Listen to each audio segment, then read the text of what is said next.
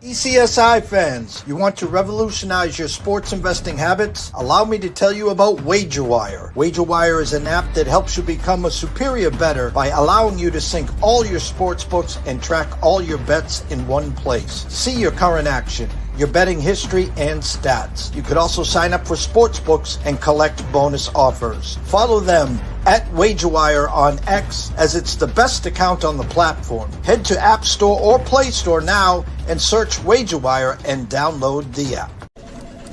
Jared, hey, we're gonna need you to tone it down with the Summer Friday thing, okay? What are you talking about? Well, for one, it's not summer anymore. Oh, really? Coconut. Also, who is this? I'm the caddy. Oh, he's my intern. Sorry, intern. I'm his intern. Yeah, he's doing a great job. No golfing in the office, okay? Summer Fridays are over. You can keep the Hawaiian shirt, but the rest of the stuff, all right? Are you grilling? Oh, yeah. Did you want a burger or a hot dog? No, grilling in the office. That's a good point. We should take this outside. No, that don't. You put that right back down. Yo, it's all in the hips. Oh, dude, come on, we gotta go. Let's go.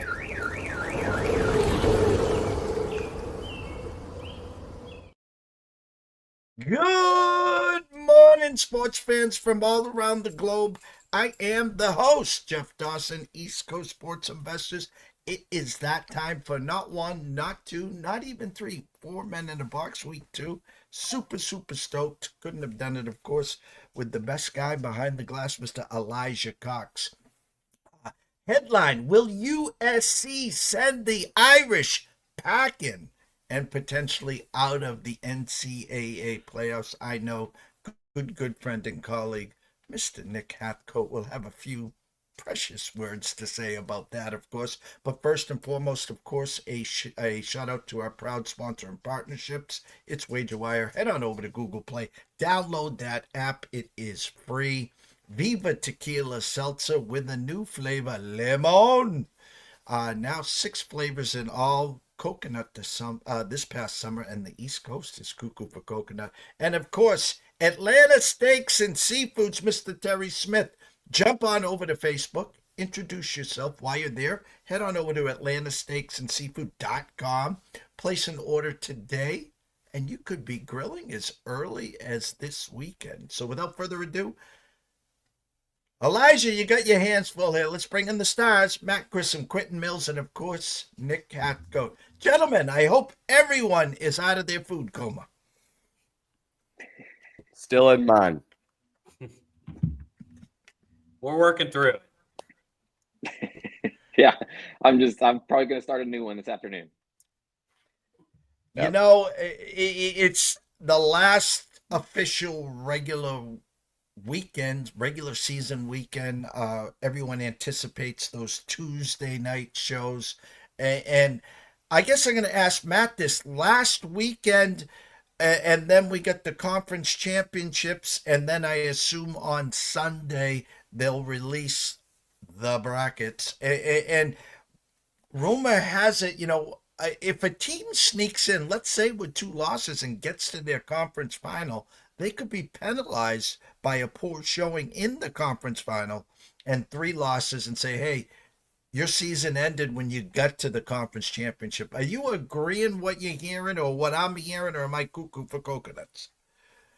No, I mean, I think the committee is telling you what they expect to happen. I think with Alabama and Clemson kind of being the first and second team out, they're not going to devalue a 3-loss team if in the case there is a 2-loss team and they go in and get blown out in the conference tournament or conference championship. So I think there's still a path for Clemson or Alabama to maybe get in there. But yeah, we're playing a game again this week. We saw it last night with Memphis and Tulane. Who wants to make the college football playoff? I don't know. It's like these teams, Tulane just completely laid an egg, which I'm thankful. I hope you hopped on that best bet that I sent for Thursday. Memphis plus 14.5 is way too many points. But yeah, I don't know at this point who's going to make the playoff. Last week All right. we were singing praises of Ole Miss and Alabama, and then they lay an egg. So who do we curse this week? We'll see. Well, and that's a perfect segue. And I always give credit where credit is due. And Q was on assignment for a handful of weeks. Nick steps up, and it's a perfect segue for both of you. Q, victory lap. We talk about Lane Kiffin, Ole Miss, big stage, and I, like Clemson, a handful of weeks ago, started praising Clemson. Clemson lays the egg, and I jump on that Ole Miss at 10-1, 11-1. I mean, the path was there. You couldn't have asked for a better setup. And Jackson Dart was not throwing darts those last two possessions there. He took the blame there. But, hey, the stage is yours. Hats off. You know what? If I said to you you'd go bowling, you'd potentially go bowling in September, you would have said, Jeff, take it easy on the brandy, please. Yeah, I'll on the preview show, I said 7-5 is where I thought Florida would be. 2 weeks into the season, I thought we'd be lucky to hit the over at 4.5, and here we are. We're coming back around on that 7-5 with Florida State coming in. Lane Kiffin again, like he did have his big game that he beat Georgia, but Nick and I have said it all season long. This is the worst Georgia team we've seen in several years. I think that plays a factor. Florida, they had that momentum of beating LSU in the swamp, and then they flipped a couple recruits midweek. DJ Lagway comes back, throwing in cannons because he can't run. I think it made him a better quarterback, as I alluded to. Jaden Ball, Matt, thank you for the continuation of that gift. The kid just keeps running and running. And Macho Johnson coming back, like everything I said was going to happen just played out perfectly. Jackson Dart, like Smitty said on the selection show, I wish he'd had a third attempt to see if he'd have hit 3 in a row for interceptions. But Florida's got momentum. This is a big week. If they can shut down Florida State, I think the program's heading in the right direction. That said, I still think Billy Napier needs to get a competent offensive coordinator. I think he draws up good plays, but you can add those in as a complementary package and then kind of be that game manager that maybe Saban and good championship winning coaches are. So it's a big weekend. You can only celebrate so much back-to-back weeks. You got to get ready for this big rivalry week against Florida State. So, Q, I saw a tweet, and again, it's the internet. You have to decide what you're going to believe. And I don't know the team that he was tied to, but rumor has it that Lagway's going to get offered a boatload of money to leave at the end of the season. Have you heard this? yeah, I think everybody – USC tried to do it late in his recruiting. Texas did. He stayed loyal to Billy. His parents came out and pretty much said if Billy's there next year, we'll be there. And I think the way the team has won is going to kind of keep him in Gainesville because I think he believes in the program. He's on Billy's belt per se, and I don't think his family is going to hang him to dry like that. I think the talent that he's able to flip and get to come there, there's a couple 5-stars that are starting to heavily trend. So I think Lagway, Trayon Webb, Jaden Ball, like those are 3 true freshmen that really think that they can change this program. And I think they kind of want to dig their heels and be that, Chris Leak, Tim Tebow kind of guy and really turn this around. So, yeah, he's going to get probably Bryce Underwood offers, but I think Florida is going to pay him just as much. They have $15 million in NIL to spend, which was, part of Billy's buyout. I think he's in Gainesville next year. I think all of those guys are ready to come back and, get to that 10-11 win style team and into the playoffs. Nick, since you've joined us, the Irish have just gotten strong and stronger. They're beaten up on the academies, Navy, now Army. But again, both teams undefeated when you played them, and whether you guys play pretty damn well in baseball fields, as we can see here. You've been actually playoff games since the Northern Illinois loss. You knew one more loss and you were out. I'm going to give you the stage, not to gloat, not to, again, I give credit where it's due, but I'm going to be open and honest. I'm scared shitless of this weekend's game at USC. It's an interesting one. I mean, it's basically out there like USC, they're kind of been on a downward spiral for the last 5, 6 weeks. What are they going to look like? What are they? I mean, Jade Maava, ever since he's came in, they've been about the same as they were with Miller Moss. It's not like they've improved or gotten worse. Like the stats he's put up, like QBR is basically exact same. But this is a rivalry, and weird stuff happens for some reason when Notre Dame goes out west to play USC. So this one does have me a little bit nervous, especially just because we're on that last step, that last hurdle. We're so close. Got the 6th seed in the playoff right now. All you gotta do is win, and you're in. So it's like all the pressure is on Notre Dame. There's 0 on USC. Like their only thing is hopefully we can just ruin Notre Dame's season. So yes, a little nervous about this one, but I think they should take care of business. I saw a crazy bracket where again you might be hosting Indiana if everything played out the way they set up those brackets. That'd be one hell of a game, of course, there. But you got to be feeling good. You just take care of business. The size, the speed. You knew right away again last weekend against Army that. Listen, I'm not going to say men playing with the boys, but it was apples and oranges out there, Nick. Yeah, I mean, when that's what Army's whole offense relies on, beating people to the corner, and when Notre Dame's linebackers are faster than anybody else that Army has on offense, you could saw them, they couldn't get to the corner. They couldn't beat anybody out. Bryson Daly has been awesome all season long. You got to give him props, and that guy is tough. And he was getting beat up and down the field. But like I said, it was just a huge mismatch. Notre Dame wise, speed, size, strength. It was basically like a big brother, little brother type thing. They looked as good as they could. And it's one of those things where people have been downgrading Notre Dame, saying, well, their strength of schedule is not great. That's not all on them. I mean, when they made this schedule, like who thought Florida State was a top 10 team coming into the season? Who thought USC was going to be a 500 team? They scheduled at A&M to start this, like to literally start the season. So they schedule was supposed to be very good heading into it. Now, some of those teams didn't hold up their end of the deal. Looks a little bit tougher on Notre Dame, but they are taking care of business big time. They have bigger winning margin than anybody in the country. They actually lead the country in most wins over bowl eligible teams. So a lot of them have 6 wins, 7 wins. Yes, granted, but that's still, they're not playing a bunch of scrubs outside of the one they lost to against Northern Illinois, which still hurts. All right, Matt, I need the temperature of Arkansas, but I'm not going to let you off. Listen, I have to eat crow here. My Yukon Huskies, 4-0, played no one. They traveled to Maui. They lose to Memphis in overtime. And Hurley has a coronary over the back call. And then they're 14-point favorites against Colorado. Played a good first half. Lose bad second half. They lose to Colorado and has another coronary on another over the back. And then a Dayton team, they were 7-8 point favorites. And I said on all my shows, I have no temperature of the room.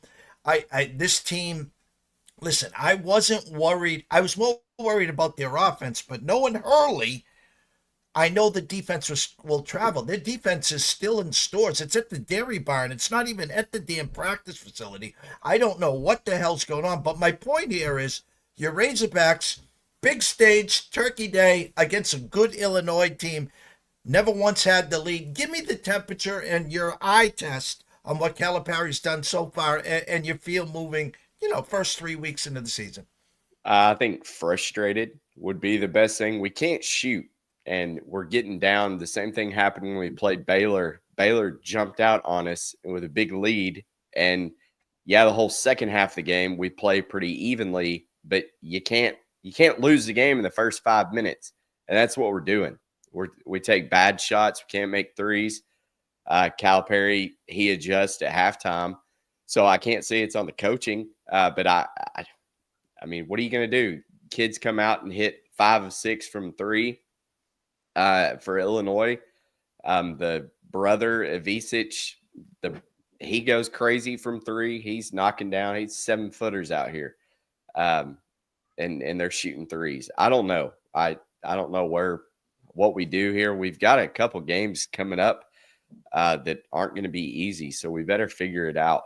Get in the gym and shoot. I think we go up to Madison Square Garden and play on Tuesday. I think we play. I'm trying to think off the top of my head. But anyways, yeah, I feel your pain there with UConn. But I was on Dayton. Go Flyers.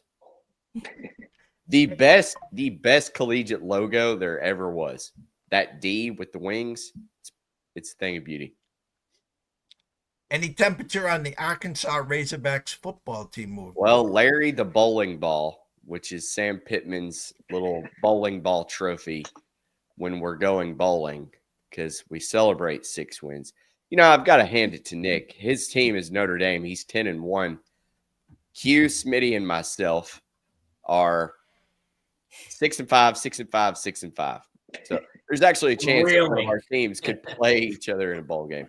Probably not Arkansas, Florida, but that would be funny. So sit over there and just gloat, Nick. Congratulations.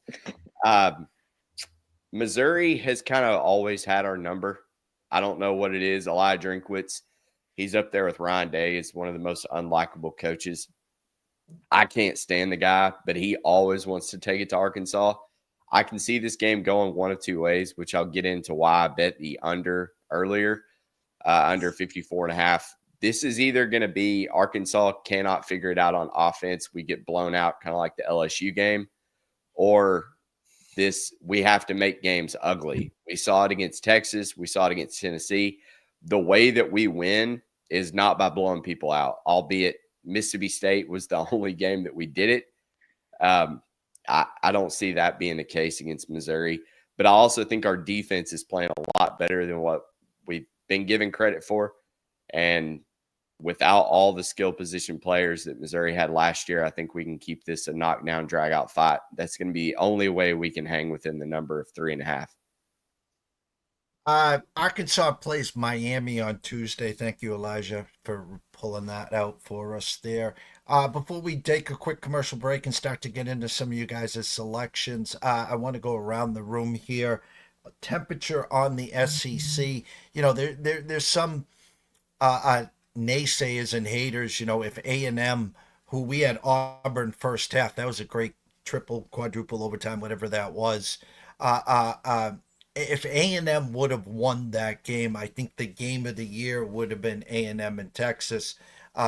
Here, Texas, if they lose to A&M, well, they're 2 losses, of course. We'd be saying, and everyone's already saying it, who have they played? Who have they played? And you're going to get a lot of that. Guys, when there was go back to when you guys are in middle school and high school. If you had 1 loss, you got a participation trophy. Hey, you had a great season. Come back next year, because the number 1 team in the country had 0 losses. Okay, now we go to a 4-team format, and team 5, 6, and 7. Always an SEC team saying, "Well, look who these guys play," and always pitching, yelling. Well, now you got 12 damn teams, and they're still going to be complaining with the 3-team loss of one of these SEC teams, or 2 of them, or whatever. So I'm going to go around the room. Quentin, SEC temperature. Of course, you got Texas, you got Georgia. Those 2 are in. I don't know what the hell's going on with Alabama or Ole Miss. Oh, by the way, Tennessee. Tennessee takes care of business. They're in. They were the one team that enjoyed the carnage of last Saturday. But give us your feel in the SEC, Q. Yeah, I think Tennessee would probably be that 3rd team that I'd feel comfortable about. But it's funny. Usually it kind of works itself out when we had a 4-team to 1 to 2 teams. And then we expand to 12, and now all of a sudden teams want to start beating each other up even more. And now we have to figure out, which one or 3 of the 6 teams are going to make it. So they got what they wanted, and they ensued more chaos and confusion. A&M really wants to beat Texas every year. It's a massive rivalry. Now it's a, in-state, not only in-state, but a conference rivalry. If A&M could ruin Texas' season or put a lot of pressure on them in the SEC championship game, then they're going to do that. And that's like just kind of that little brother, big brother jab, that's been going on since the Southwest Conference days. But outside of that, I mean, it could go anybody. I mean, if Texas loses and then, they go ahead and lose the the SEC championship game, like I could see there being some recency bias on potentially back-to-back losses. Like that could change the landscape of how the committee kind of goes. Oh, we're not going to punish a 3-loss team. Well, maybe now we will because they've lost 2 straight, the who we played. So I'll be honest, we might as well just grab a couple circus tennis balls and start juggling because that's about what the SEC is right now. Nick? Yeah, it would be very SEC this year for Vandy to beat Tennessee this weekend, and then just more chaos. Yeah, then you're going to end up who's going to fight. You're going to have Sankey calling in, complaining about like, how do we not even get a 3-loss team in? Look at all the parity and all that stuff. It's like, well, maybe Bama doesn't get beat by 30 against a terrible Oklahoma team. So yes, it's who knows. Let's just sit back and watch it. I could see A&M winning. Nobody's going to be shocked if A&M beats Texas. I think we'd be shocked if A&M beats Texas and then follows it up by beating Georgia in the SEC championship game to steal a bid. I think that would be shocking. But yeah, I think chaos might not be over, as I said last week when on the show. Matt? I think it's just funny because the SEC is just kind of God's favorite, and okay, He'll bless us when we need it most. The whole 3-loss team versus a 2-loss team and a conference loser, that's going to be a big question mark for me because you go back to the question of is it the best or the most deserving? And you hear Nick Saban talking to Pat McAfee and like, oh, if TCU got in, but Alabama would have been a 2-touchdown favorite against them. And what do? They get blown out by Georgia. Like, it's so subjective because during the regular season, yeah, Alabama and TCU may have played a really great game. Who knows? But at the end of the year, that's when the SEC typically flexes. And we haven't seen that this year. Nobody's winning. Yeah. I think Texas rolls A&M personally. I don't think A&M is ready yet. But hats off to Mike Elko for having such a great year, his first year. It kind of puts to bed the whole, you hire a new coach, you have to rebuild. You're going to suck for 3 or 4 years like Arkansas fans keep telling me about Pittman. Oh, it's only year 5. Give him time. Time for what? But I think if A&M loses, the Freudian slip last week, if you caught that, Mike Elko saying, we're ready for Texas. I mean, Auburn.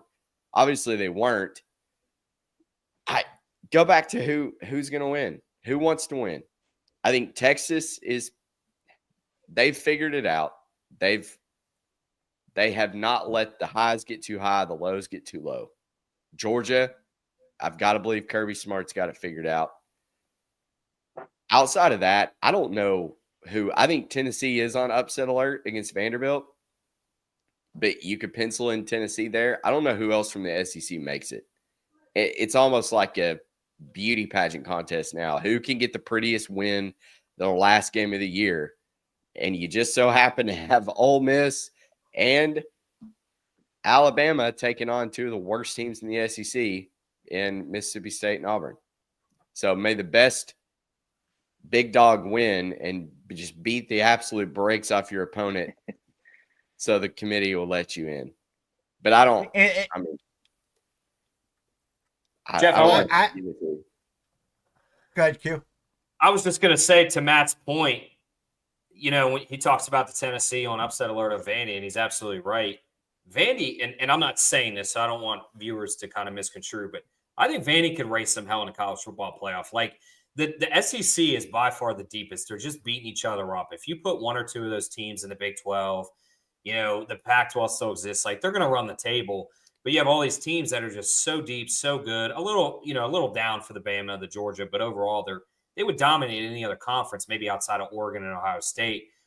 To where I think it really goes to Matt's point, like who's the best and who's the most deserving. So that's really going to matter because Saban was probably right. Bama probably would have smoked the brakes off of TCU and made a hell of a lot better national championship game. But do you use that as maybe a 3-loss Bama this year, for example, and face the wrath that you're going to get for making that decision? Matt's dead on. Like they're going to have to make a moral decision on which side they're going to go, left or right, and that's going to be the biggest decision because the SEC could raise some hell, 8 teams deep if they wanted to, but you could absolutely see why maybe only 2 or 3 SEC teams get in. So that's a drawing lines in the sand there. And we saw it last year that they don't have a problem keeping out a Florida State team because they weren't one of the 4 best teams. Yes, they were deserving, but they weren't one of the 4 best in that stage of their season, losing Jordan Travis, obviously. And, But when then you we see kind of all that, waited around and hoped that, everything would work itself out. We saw Tulane, who probably would have gotten the brakes blown off them. They lost last night. So now what? Is Memphis in? Who knows? I know Tulane was kind of on the cusp there, but BYU losing, I feel like that kind of helped everybody out. But SEC getting 3 losses, that was big for me because the SEC had an opportunity to really get like 4 at maybe even 5 teams in, and now you may only get 3. And the comedy is the lanes that we live in, guys. It is you can do some look ahead lines with your power rankings. So we'll say the Alabamas, the Ole Misses. We can take it a step further. Let's say A&M beats Texas and then loses to Georgia. Even A&M. I know Nick Notre Dame went to A&M opening day, first game of the year, obviously, but a hard-fought win there. But my point is, these SEC teams would be substantial favorites over the Indianas, who's only got 1 loss. They take care of business. They should be in, and they better get their asses in. I don't want to hear an Alabama or an Ole Miss would be touchdown favorites over a 1-loss Indiana. I don't want to hear that. Again, guys, this is 12 teams, and social media, Twitter, of course, will just be an SEC bloodbath. How can you say this team who would be 12-point favorites over this team, that team is outside looking at? Guys, you had 12 teams, not 4, not 2, not 1. There's no excuses anymore. fair. You're fair. Absolutely fair. Yeah, Alabama was you can say that Alabama was a 14-point favorite last week over Oklahoma, and you lost it on the field. So not everything should be determined by computers and numbers and who should win. It's who does win and who puts it on the field each week. All right, Elijah, you got your work cut out for you. We're going to go to Q first and his selections for the weekend. Quickly, a commercial break.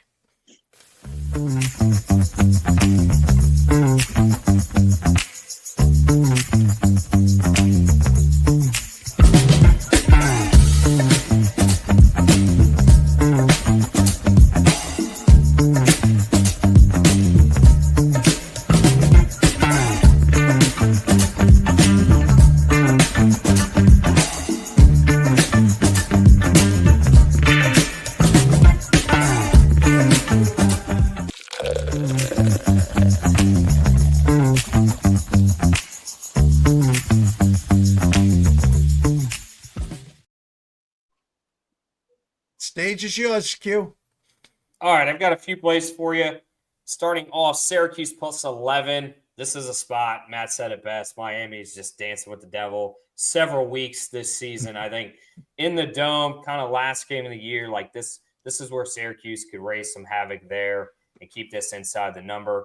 Over 52 in Greenville, North Carolina, as ECU hosts Navy. I think both teams are going to score here. ECU probably is not going to stop Navy's triple offense, but then ECU's playing really well for their interim coach. I believe they just hired him as their head coach, so I'm sure vibes are pretty high there. They're able to score on offense. I think that's going to be a shootout.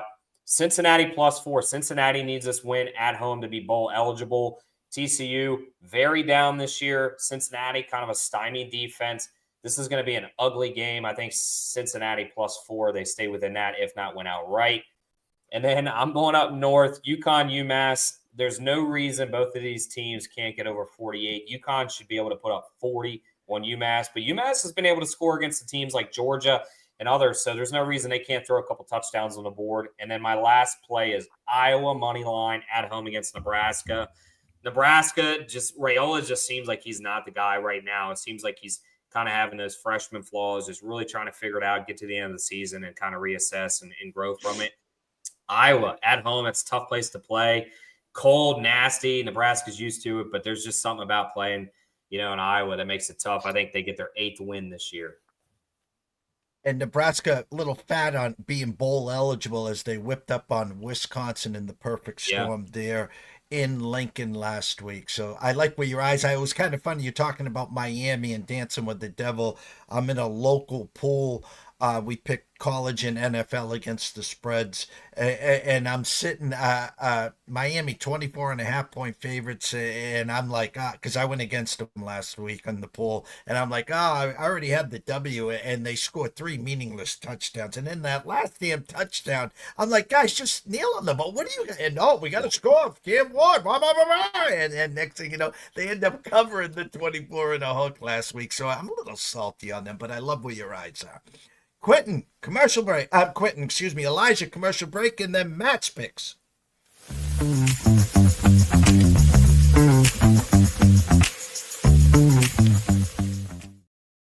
All right, starting off a game in here in about 25 minutes. Navy, East Carolina. I really like the Pirates in this spot. I laid the money line minus 121. It looks like it's up to about 150, 160 right now, minus 3.5. May not play that one, but Georgia Tech plus 20 against Georgia. I think Haynes King, this Georgia Tech offense, I think they're going to be able to do some things. I think Kirby Smart is probably looking at this game like, just don't screw up. It's going to be a pretty conservative game plan. Just get the win and you're in. Then I'm going to Kansas money line. I think for the Jayhawks, as great of a run as they've been on, I'm not going to be surprised if they lose, but also they have a lot to play for here, because I think becoming bowl eligible after all the losses that they took and then now this hot streak they've been on, I think the Jayhawks really do have something to fight for. So I like them to beat Baylor. And then Ohio State minus 19.5. I said it earlier, Ryan Day is the douchiest coach in college football. And you've got to believe that he's going to take every opportunity to run it up on this Michigan team as payback for not winning lately or ever. But, yeah, I think what he did against Indiana was by far one of the most egregious things I've ever seen, going into the kneel down position after your running back slides down at the 1, and then force your quarterback to dive into the end zone to go up a meaningless additional score.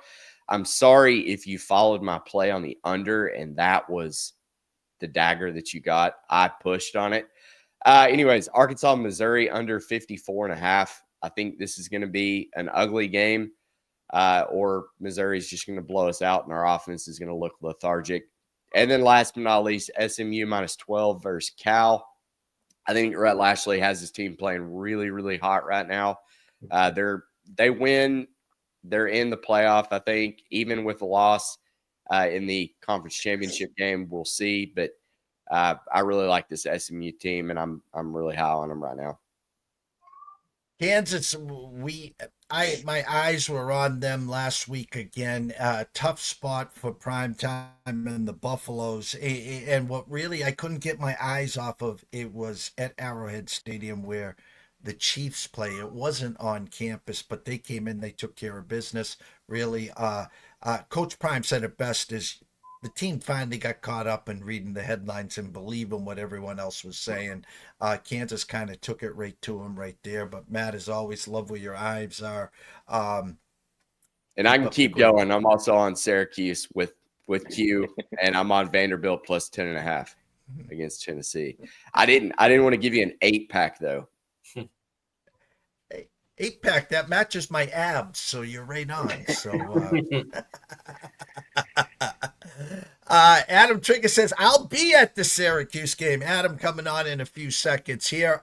Nick, we're working on a new commercial. I promise you by the time we get to college hoop season, I promise you definitely the time we get to college baseball season, we will have your own little nice commercial here. But as always, here to start, we're going to lead right in with your selections. Yeah, I'm going to start off with South Carolina plus 3 at Clemson. I think these are two teams that are just kind of going opposite directions. I mean, to be honest, Clemson should have lost last week to Pitt outside of that crazy 50-yard run to win it. Great defensive line for South Carolina, facing a kind of mash unit for Clemson, bunch of injuries along that front 5. So I think this is matchup-wise. I think South Carolina kind of takes care of business here. And then we'll go with 2 team total overs. I know you love those, Jeff. Ohio State, team total, over 30.5 against Michigan. Kind of Matt went through the entire reasoning. Ryan Day is going to want to take out every frustration from the last 3 years against Michigan. He's not going to stop. If he's going to run up the score against Indiana, who's not a rival whatsoever and hasn't beat him in who knows how many years, what do you think he's going to do when he gets lead against Michigan? They're going to keep the pedal down. I think they're going to blow them out, and he's going to make a statement. Same thing with Notre Dame. Also over 30.5 with their team total. I think this is the one sign where it's let's see what they can do against USC, because that's going to be the only matchup they have with Penn State, where it's a common opponent. And Penn State, maybe this could determine who gets that 5 seed, whether it's Penn State, whether it's Notre Dame. We saw Penn State struggle against USC, barely beat them. So if Notre Dame can put up huge style points, blow out USC this weekend, I think that makes them look better. I think the committee then jumps Notre Dame over Penn State. So I think they will do everything they can to put up as many points as possible. So I'm going with those 2 team totals. And then, like I said, South Carolina +3. Great board, great selection. Standing room only here on Twitter. As always, guys, I can't thank you enough, especially on a short week, a holiday week, Thanksgiving week. As always, as we close up this segment, I'll go right around the board. Q, tell everyone where they can follow you. You can find me on X at QMilly. That's 3 L's, 2 Y's. And then at NCAA Insiders. Nick? Yeah, in Halfcoat 413 on X, and then in Halfcoat on Instagram. Also, we post all of our plays on our free NCAA Insiders Discord. We chat with some fans there and everybody who has questions. So feel free to join us on there and see all of our picks. You can find me in the refrigerator eating leftovers all day today and watching football, but at Grissom on X, and then NCAA Insiders on X as well. collegefootballinsiders.com is our website. Go check it out. All the score projections, everything from Parker Fleming. What he's doing over there is fantastic and absolutely free.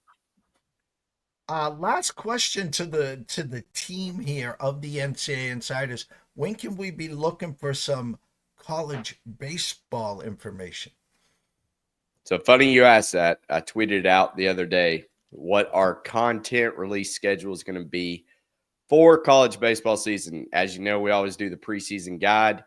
That will be out Friday, January 24th. And then we will have our first show Saturday, January 25th, where we'll go through all of our preseason best bets. And then Thursday, February 13th, will be our week 1 show, with Friday, February 14th. Happy Valentine's Day to the sport I love. College baseball will be back. I can't wait. Keep an eye on the Hook and the Yukon Huskies, gentlemen. We'll be doing a lot of talking with them sooner than later. So, gentlemen, have a great weekend. Cash some tickets. Nick, make sure you take care of business in the left coast there. I don't want to have you outside looking in. Q, great run. Congrats. Way to stick with your team there through the good, the bad, and the ugly. And Matt, there's always 2025 with the Razorbacks. See, that right there, it's all about perception. Arkansas and Florida are both 6-5, but the path to how we've gotten there, somebody looked like they have a promising future, and the other one's just pissed off. So happy Thanksgiving on that note. Thank you, Jeff.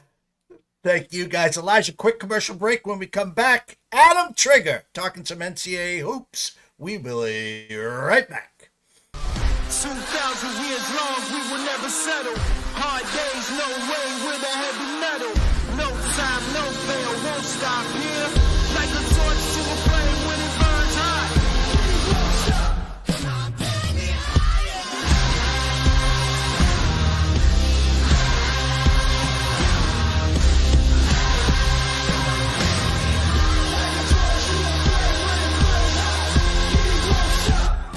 ECSI fans, you want to revel?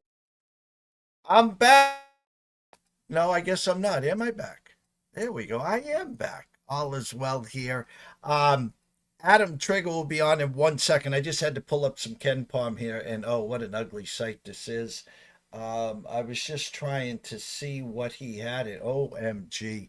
Got a couple questions. I'll start right off the rip, so Matt's still here. He can hear them. Let's bring Adam on. What's up, Adam? How's it going, Jeff? Happy Thanksgiving. Hope you had a nice day yesterday. Did you get any snow? We didn't get a ton of snow in central New York, but where I'm from in the Albany area got like smoked with snow. I didn't check on the rest of the Northeast, but how was your Thanksgiving?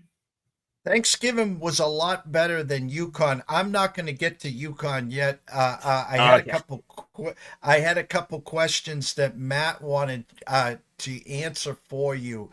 We got all rain, of course, here. We got about 1.5 inches, almost 2 inches of rain here on the Cape. Matt has 2 questions for you. He goes, what do you think of the Razorback team moving forward, number one? Number two, Madison Square Garden, December 10th, a little early to talk X's and O's, but they face Michigan as well. Early thoughts on Arkansas with Coach Cal, and then the matchup potentially on the 10th, obviously, against an upstart Michigan team. Yeah, so, coming into the season, Arkansas was a little bit of a fade for me just because I've never been a huge Coach Calipari guy. Like, I figured he would have them a little bit overvalued coming into the season. That being said, I haven't been inclined to go against them yet, and I do think there's some upward mobility. So they played yesterday. Was a little bit disappointed in the effort against Illinois. I thought that was a game that they could have won, or at least probably should have done better. Neutral floor yesterday on Thanksgiving Day, lost 90-77 to Illinois. My big takeaway from that game was John L. Davis has just not been good. And that's probably my biggest takeaway from the start of the season for Arkansas. I mean, that's a guy that comes over from Florida Atlantic and was a bucket, as the kids like to say, Jeff, right? Like averaging close to 20 points per game last year, a huge part of Florida Atlantic's Final Four run back in 2022. He just hasn't really fit in yet. So that's what I'll be watching when I watch Arkansas basketball. When does he start to get comfortable? Because I think when he starts to get comfortable in that offense and starts to be more productive, I think we're at 8 points a game for him right now. And that may even be inflated by the fact there was a game 2 games ago where Arkansas won by some obscene amount against a team they probably should have never been playing. They played Maryland Eastern Shore and won by like 100. And that was probably his best game. So I'll be watching John L. Davis closely. And when he starts to get comfortable, I might be comfortable betting on Arkansas at that point. But until then, I don't think you'll see my money on the Razorbacks. December 10th at Madison Square Garden, Michigan, upstart new coach, Mr. May, in town. Knock off a good Xavier team rather easily over the weekend here. Any initial first thoughts on a Michigan-Arkansas game on a neutral court? Well, that'll be John L. Davis against his old coach, right? Dusty May, now the coach of Michigan, 6-1 start. Man, I'll make a general statement. These neutral court games in November and December are really, really tough. And that will be no different, right? Like that's one where, for me, the way I'll handicap that is see which team comes in a little bit undervalued. And if there's any matchup angles, I'll go for it. If not, I won't. I really need to be better at taking my own advice, Jeff. Like these preseason MTE tournaments and these like made for TV neutral court games, they're fun to watch. It's great to have them on all day. They are really tough to bet. And I can't wait till they're over from a betting standpoint. I love having ball on all day, but as a bettor, I can't wait till we're just back playing, home games. Like I wish there would be less of these and more. Like I'd rather see Arkansas go up to Michigan and play, or Michigan go down to Arkansas. I think it's like a little bit more of a true handicap than some of these neutral court games. So to answer the question in a roundabout way, of course they'll have a chance in that game, especially 2 weeks from now when maybe Cal, gets his team playing a little bit better than they are right now. And our lone college hoop game yesterday, overnight number of 3 pushed to 4.5. We had Santa Clara plus the 4.5 yesterday against TCU. We had them plus 155 on the money line. So I know exactly what you're saying. You see a 4-1 team versus a 2-4 team. Yet the overnight number was only 3. We jumped on Santa Clara there. Listen, you came on, you've been doing shows now with 6 weeks with us, and you talked about, or I asked you the question about UConn. You talked about their overvalue, the fact that two-time defending champs play 4 cupcakes, and then their first 2 tests, again, 3 games, 3 days in a row in Maui. Upstart Memphis team who snuck by the Dons, didn't cover, but snuck by actually they did cover late in San Francisco. Overinflated number on Memphis. On UConn. UConn plus 150 pre-flop to win that tournament. I gave them out. If you liked UConn, I also gave out Auburn at plus 330, who went box to wire and won 3 games. But you lose to Memphis on a questionable call. It is what it is in overtime. 13.5, 14-point favorites against Colorado. Played a good first half. Nowhere to be found in the second half. Lose again on another over-the-back call. And then I had no feeling. I knew they had their bags packed. They wanted to get the hell out of Maui. I just absolutely blown out of the gym second half against Dayton. Maryland Eastern Shore, then Baylor, Texas, Gonzaga before they start conference play. And I will say this, as a season ticket holder for the UConn Huskies, with 2 daughters, 1 graduate, 1 attending UConn, okay, I was embarrassed of the Hurley antics. I know he's passionate. I know that's how he is. But to come verbally onto a mic and say, I didn't know 2-time defending champs didn't get that whistle, and to be flopping on the floor, to be just made an absolute ass on himself. They got a bullseye already. I'm telling you right now, there's teams licking their chops to get at this team right now. Yeah, I agree. We talked about it literally for two weeks leading up to that Maui event that, you'd probably only want to go against UConn there, and you would have been 3-0 if you did. But that being said, I do think they'll regroup. They'll probably grow from that. And that's kind of how I feel about these MTE type events. Typically, I'm not like overly impressed at the team that goes 3-0. I'm not going to write off the team that goes 0-3. There's a snowball effect from it. Like you said, they get a call and they beat Memphis. Who knows? It's probably it could be a completely different experience, different tournament for them.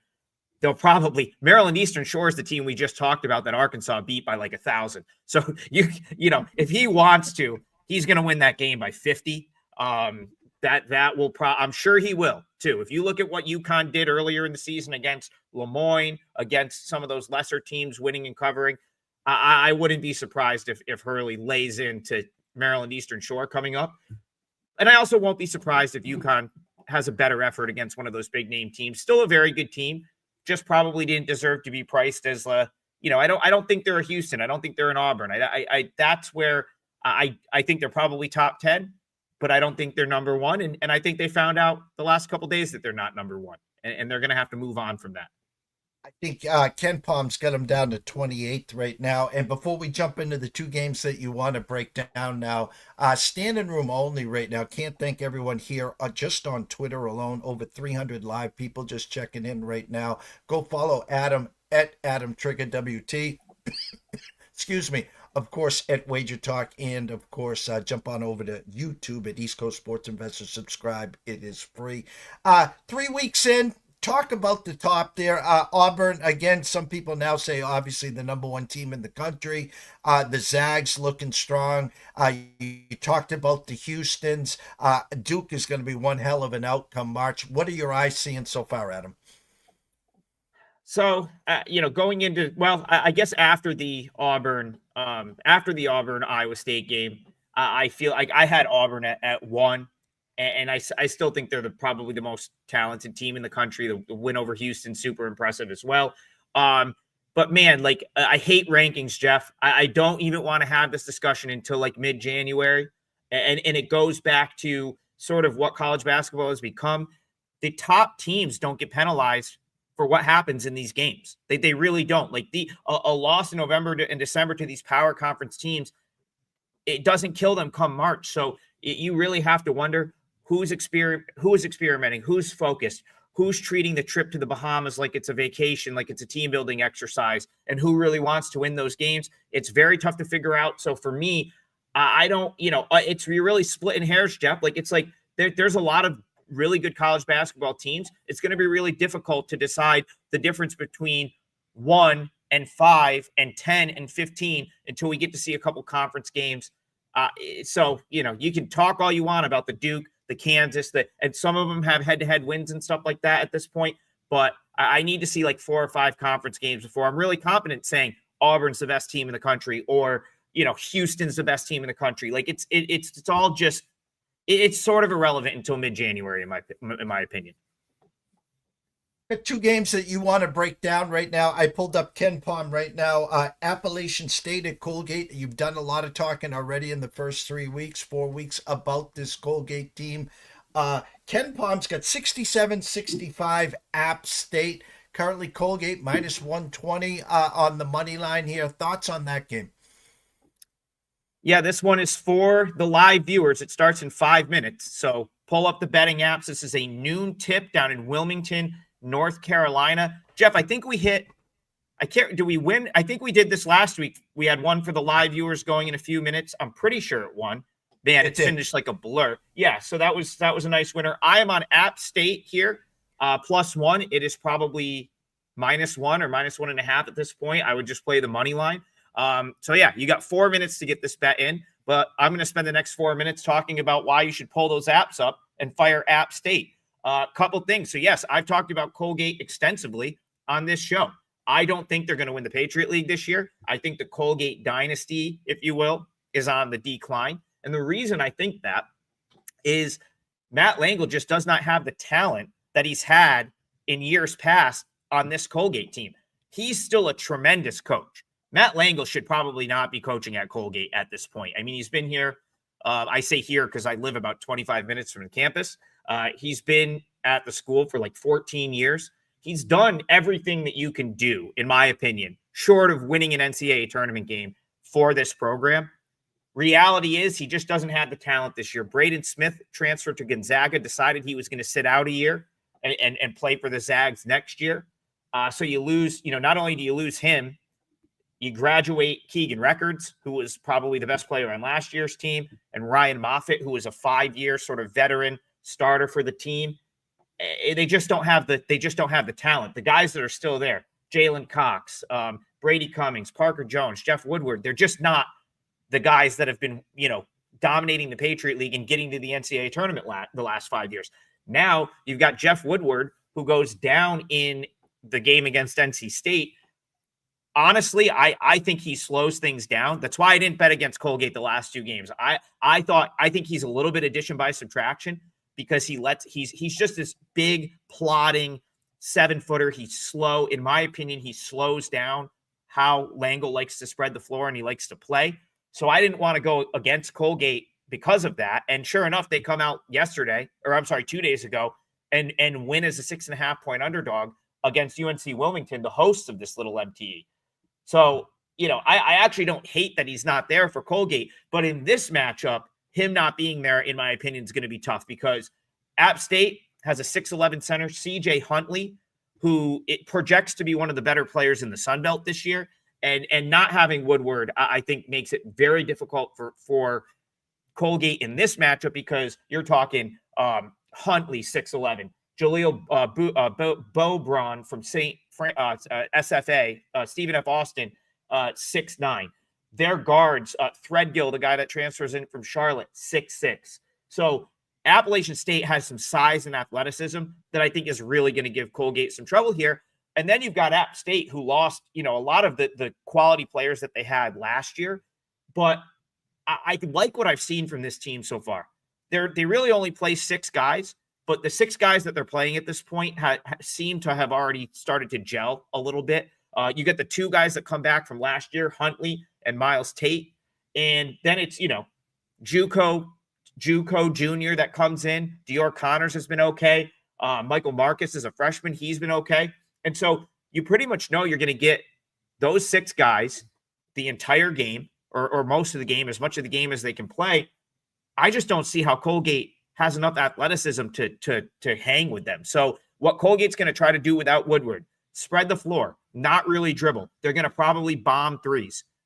It's a noon tip-off in a weird place. I know they played there on Wednesday. They're still down in Wilmington. If anyone's going to have fans at this game, it's going to be Appalachian State. I don't think anyone is making the trip from Central New York down to Wilmington to watch Colgate play. So if you want to give a little bit of a home court edge, it's probably App State, who's for, Boone, North Carolina, over to Wilmington. They play a lot of times in non-conference. So again, everything favors Appalachian State here. I couldn't believe they were an underdog. And even as a small favorite, -1, -1.5, I would just play the money line. I will be very surprised if Appalachian State loses this game. So we're tipping off in a minute in that one. Hopefully I did enough in the last 4 minutes to convince you to fire that in, and we all cash the Mountaineers right here. Shout out to Sean Alvarez. Happy Thanksgiving, gentlemen. And of course, following Trig for college basketball is like following Grissom for college baseball. If you guys like money and winning bets, it's no brainer. Let's go, Trig. Shout out to Mr. Russell Saylor. Hope you had a great Thanksgiving as well, Mr. Saylor. Second game, Northwestern UNLV running Rebels. Ken Palm has 70-67 Northwestern. Yeah, fortunately, I had the Packers yesterday as my biggest play of the day. Because I was also on Northwestern and very close to throwing up my Thanksgiving dinner watching that game. If you missed it, probably 8 to 10 close range misses for Northwestern. And then on the final play of the game, down 2, a missed layup, a missed putback. It rolls around the rim and falls out, and Northwestern loses to Butler by 2 in a game where they shot 36.1%. I talked about the close range misses. I didn't hate their game plan at all. They wanted to isolate certain defenders. In the second half, they wanted to go at guys with 4 fouls. They were getting to the rim, getting close to the rim, and they just could not finish. And unfortunately, Nick Martinelli had a really bad game. And you got to I'll excuse him for doing so, because coming into yesterday, 26, 32, 27, 16, 22, and 20. That's his point output before yesterday. Yesterday, he goes 3 for 15 from the field, 7 points. Just couldn't buy one. And it was ultimately the difference in that game. Northwestern losing that game to Butler by 2. I haven't played this yet. And the reason is, and this is the other thing, Jeff, that's tough about on a better about these multi-team, multi-day events. You really get yourself pot committed if you lose early, right? I lose yesterday with Northwestern. Everything is telling me to come back with Northwestern today, right? But it's you have to factor in tired legs, quick turnaround. It's all very, very difficult to quantify. So if this game was 4 days from now on a neutral floor, I would have laid 4 with Northwestern 10 out of 10 times. It would already be bet. I would have no problem with it. But because of the quick turnaround and because of the nature of the event, I'm going to punt the brakes and just see how the day plays out a little bit. This game goes later tonight. But the only way, I'll be looking at Northwestern here for a play. And especially if this, I think there's a scenario where UNLV does take a little bit of money, in which case, if you can drive this down to 3.5 or 3, I'm even more tempted at that point to come in with Northwestern. Reason I want to play against UNLV, this team, in my opinion, is going to be a fade this year. And the reason being, Dedan Thomas is a superstar, okay? He is an absolute stud. He can win a game for UNLV. He can go off and score 25, 30, no problem. He will be one of the superstars of the Mountain West Conference this year. The problem is he's not really surrounded by much. And the bigger problem, in my opinion, the biggest problem for UNLV, the one that was very apparent watching them yesterday get destroyed by Mississippi State, the defense is just not there for UNLV this year. So remember, this was a team last season that had the Boone brothers, Caleb and Kalen Boone, patrolling the paint there. And I believe they lose one other defender, Luis Martinez, was also a guy that was a very good defender. So you talk about UNLV, they've lost most of their front court defense at this point. And that, to me, makes me think that Northwestern can right the ship and score a little bit today. Why? Because Nick Martinelli is not going to go 3 for 15 and have a that poor of a game again. And they also just got back Brooks. I'll butcher his last name. Budenholzer. I'm bad name guy, Jeff. I need him in front of me or I mess him up. But anyway, he had 24 yesterday. that was sort of the missing link, in my opinion, for Northwestern those first couple games. And he was easily the best player on the floor for Northwestern yesterday. Again, I go back to the fact, like, if Martinelli has even his normal game, like even if he scores 15, Northwestern's going to win easily, in my opinion. Against Butler yesterday, I think Martinelli, I feel like he can't possibly play worse. I need to bring up how many times that kid has gone 3 for 15 in his career. You can probably count on one hand. You probably need like a couple fingers, to be honest with you. He bounces back. Northwestern probably shoots a little bit better than 36% from the field. And I expect them to win this game. And if they win, they're probably going to cover 3.5 or 4. So that's one I'll be looking at for later. Northwestern minus the points against UNLV. Roller's been going the whole time. Adam, everyone knows they can follow you, of course, on X at Adam Trigger WT. But we always close this segment up where you can tell all the viewers and listeners, almost 400 live right now on Twitter, where they can find your all your games and selections on Wager Talk. Yeah, so follow me on all platforms at Adam Trigger WT. I post a lot of stuff across the different platforms, so always giving out free picks. Appalachian State is one of the the subscriber plays that we have over at Wager Talk. I've got a really good we call it 5% play. That's our max rated play. Really good run on those. Had the Packers last night, and I've got one of those in college football for Saturday. So that's up now. And just college basketball from now until March. We'll be grinding it out. Hopefully we can get Appalachian State home, and I'll probably have something, at least one more ad today. I'm looking at like maybe 3 or 4 games. Chances are I get to the window with 1 or 2 of them. So that'll be up on the site as well. And always exclusively at Wager Talk. It's the only site you can find my picks on. Adam, go enjoy the Syracuse football game. Go Orange. Thank you so much for coming on, as always, on Friday. Short week, Thanksgiving, holiday week, and we'll circle back. We'll be talking throughout the week, and we'll catch you next Friday at 11:35. Thanks for having me, Jeff. Have a great weekend. Good luck, everyone. Take care, Adam.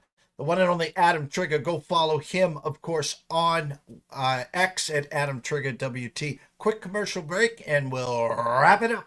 ECSI fans, you want to revolutionize your sports investing habits? Allow me to tell you about WagerWire. WagerWire is an app that helps you become a superior bettor by allowing you to sync all your sports books and track all your bets in one place. See your current action, your betting history, and stats. You could also sign up for sports books and collect bonus offers. Follow them at WagerWire on X, as it's the best account on the platform. Head to App Store or Play Store now and search WagerWire and download the app. When you lose a day during the week because of a holiday or business or life gets busy, it feels like you're playing catch up. I can't thank everyone that came on this week, the regulars, whether it was Paul Stone moving up from Thursday to Wednesdays, whether it was Tyler Wyatt stepping down from Wednesday to come in on Tuesday. The same with Ron Marmolewski, who we did a show on Tuesday afternoon.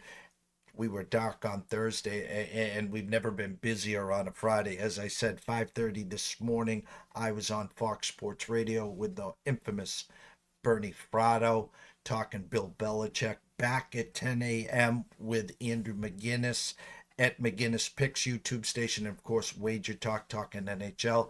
Back here at 11 with the NCAA Insiders, Quentin Mills, Maxim, Nick Hathcote talking college football. In comes Adam Trigger to do what he does best, talk college hoops. At 1:02, I will be then jumping on Sports Grid with Scott Wenzel and Joe Madden to talk some NHL, which is going on. And then back here at 3 o'clock or 3-ish with Riley Magnuson for the closing bell. So it's been a busy, busy day. Oh, yeah, by the way, tomorrow I will be at BC working the final home game for the BC Eagles as they host Pitt.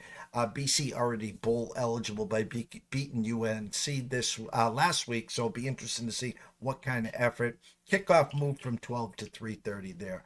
Again, I could not have done this without Elijah. Thank you so much, Elijah, for stepping in and doing what you do.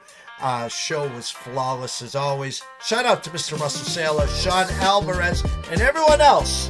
Thank you guys so much. We will see you soon.